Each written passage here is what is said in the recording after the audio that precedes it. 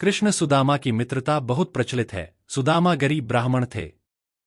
अपने बच्चों का पेट भर सके उतने भी सुदामा के पास पैसे नहीं। सुदामा की पत्नी ने कहा, हम भले ही भूखे रहें, लेकिन बच्चों का पेट तो भरना चाहिए ना। इतना बोलते बोलते उसकी आंखों में आंसू आ गए। सुदामा को बहुत दुख हुआ। उन्होंने कहा, क्या कर सकते हैं, किसी के पास मांगने थोड़े ही जा सकते हैं।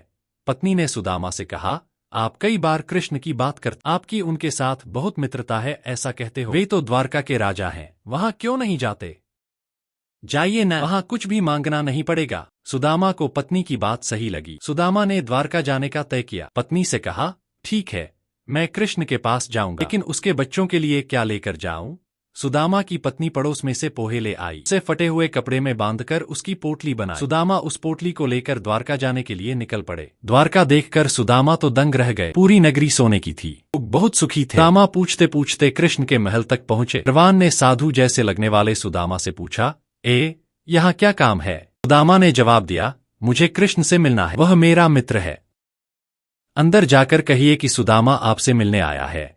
दरवान को सुदामा के वस्त्र देखकर हंसी आई। उसने जाकर कृष्ण को बताया। सुदामा का नाम सुनते ही कृष्ण खड़े हो गए और सुदामा से मिलने दौड़े।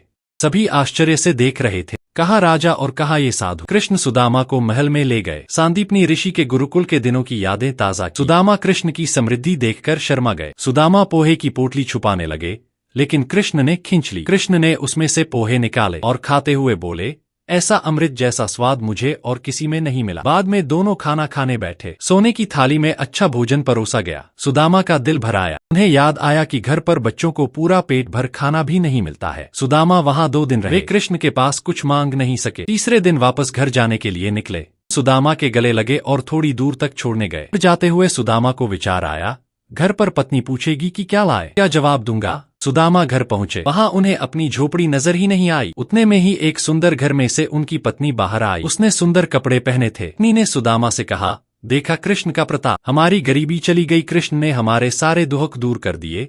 सुदामा को कृष्ण का प्रेम याद आया। उनकी आंखों में खुशी के आंसू आ गए। देखा दोस्तों, कृष्ण और सुदामा का प्रेम यानी सच्चा मित्र प्रेम। तो दोस्तों, सच्चे प्रेम में ऊंच या नीच नहीं देखी जाती और न ही अमीरी गरीबी देखी जाती है। इसीलिए आज इतने युगों के बाद भी दुनिया कृष्ण और सुदामा की दोस्ती को सच्चे मित्र प्रेम के प्रतीक के रूप में याद करती है।